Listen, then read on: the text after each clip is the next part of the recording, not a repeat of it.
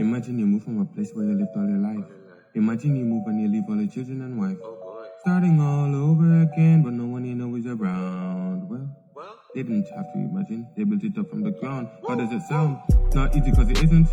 Could have phased them, but it didn't. But the Ray Bond, that's a winner. And they ran straight to the finish. You get to know them up close and personal. Wait, just give me a minute. Welcome to the front row. Can I get a drum roll? Intentional. We may be immigrants, but we are still intentional. We are dependable. It's just that set the bar, but still the best of all, we are intentional. Thank you for tuning in to the Intentional Immigrants podcast. I'm your host, Yolanda Jack, and today we're going to be discussing immigrants managing credit successfully. And this is especially related to management of credit cards and credit scores. But just before we get into the discussion for today, just reminding you, the Intentional Immigrants podcast and channel can be found on Podbean, Spotify, Stitcher, Google Podcasts, and YouTube.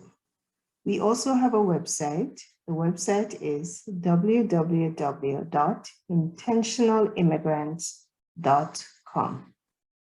So let's get into business.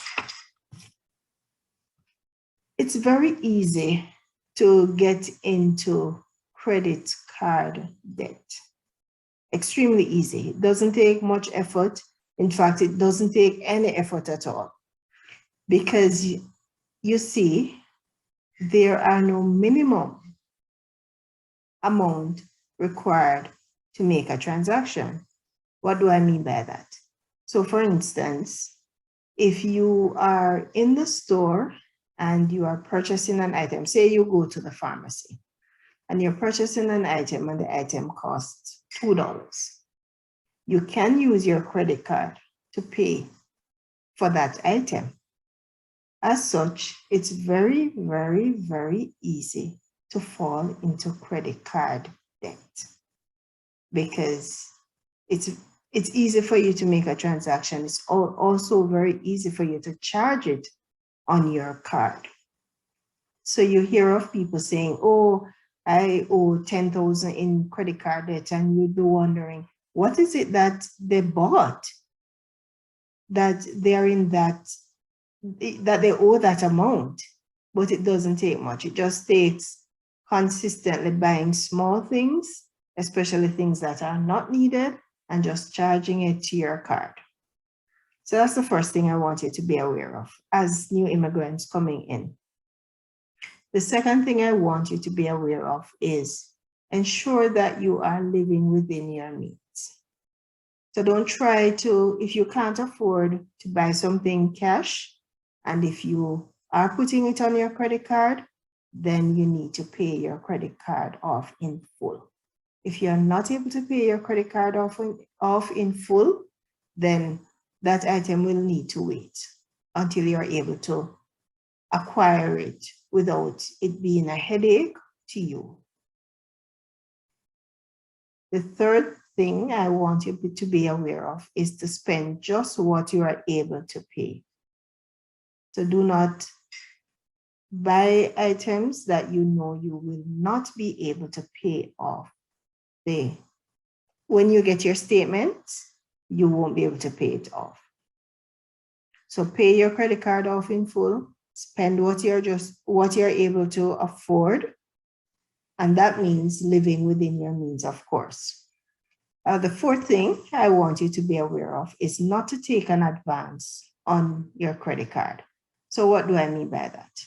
An advance is when you go to the machine, you go to the ATM machine, and you take cash, use your credit card, and you are able to get cash from your credit card. The interest rate for advances is much higher than that if you were to use the credit card normally. And lastly, we want to look at managing your credit score. So these transactions that you do with your credit card, they impact your credit score. So if you're able to pay your credit card off in full, and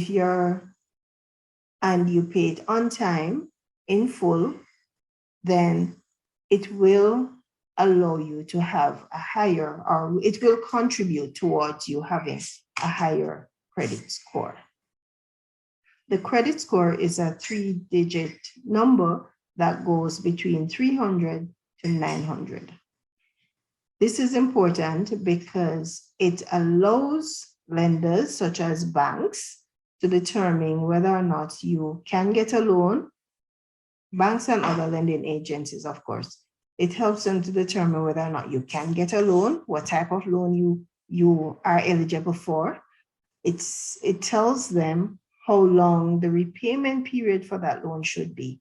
And more importantly, it also tells the interest rate that they can give you that loan at. If you have so your loan repayment period, your interest rate will be higher than if you have a high credit score.